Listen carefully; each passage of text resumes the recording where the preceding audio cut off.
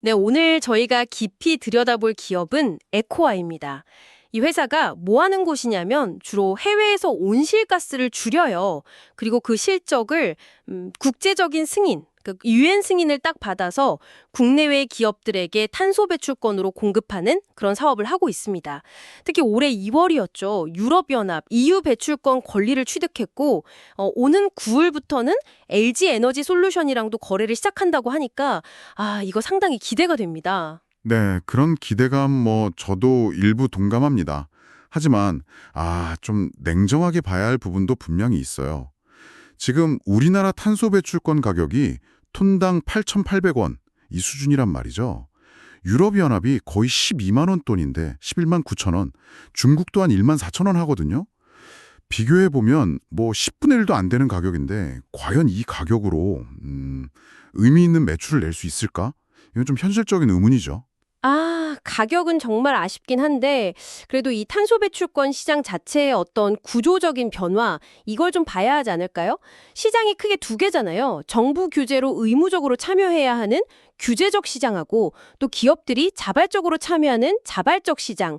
근데 이 규제 시장이 2026년부터는 대상 산업이 더 늘어난다고 하니까 뭐랄까 파이 자체가 커지는 거죠. 네, 규제 시정 확대 그 자체는 물론 긍정적인 신호입니다. 맞아요. 하지만 그 효과가 제대로 나타나려면 결국에는 가격이 올라야 하는 거 아니겠습니까? 정부가 장기 목표로 8만 원, 10만 원 얘기는 하지만 당장 내년 2026년 목표치도 2만 5천 원 수준이에요. 아직 갈 길이 한참 멀어 보입니다. 게다가 해외 판매 가능성도 이게 올해 확보한 배출권부터가 아니라 2025년 이후 발생분부터 적용될 예정이고요. 또 미얀마 정부하고 그 협약 결과가 올해 안에 나온다고 해도 실제 유엔 승인까지는 보통 6개월에서 길면 1년도 걸리거든요. 당장 현금 흐름이 좋아지는 건 아니라는 거죠. 네, 물론 시간은 좀 걸리겠죠. 하지만 자발적 시장의 성장세, 이것도 무시 못해요. 요즘 애플 같은 글로벌 빅테크 기업들이 자기들 공급망 전체의 탄소 중립을 요구하고 있잖아요. 그러다 보니까 관련 하청업체들의 배출권 수요가 계속 늘고 있고요. 삼성전자나 하이닉스 같은 우리 대기업들도 이런 흐름에서 자유로울 순 없을 겁니다. 에코와이가 이번에 확보한 그 EU 배출권 권리?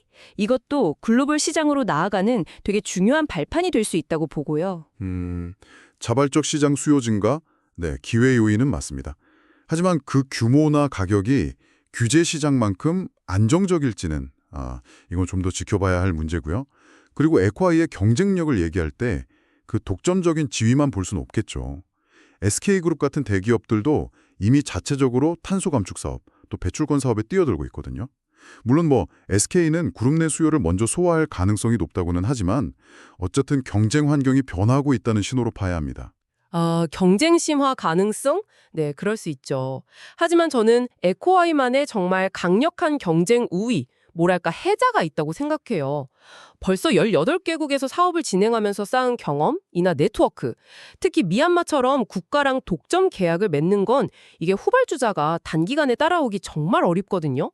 국내에서 UN 승인 받아서 유통되는 배출권의 86%를 에코아이가 담당한다. 이건 진짜 대단한 실적입니다. 이런 UN 승인 경험 자체가 진입 장벽인 거죠. 게다가 매립지가스, LPG 자원화 사업처럼요.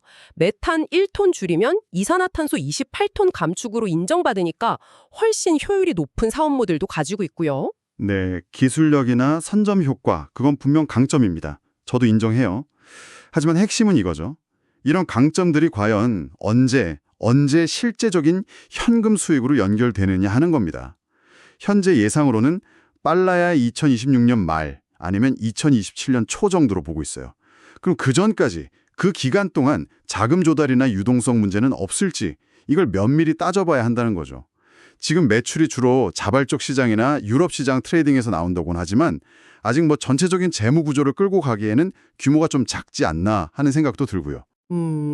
단기적인 현금 흐름 걱정 있을 수 있죠. 하지만 에코아이가 이미 확보한 자산 가치를 좀 봐야 한다고 생각해요.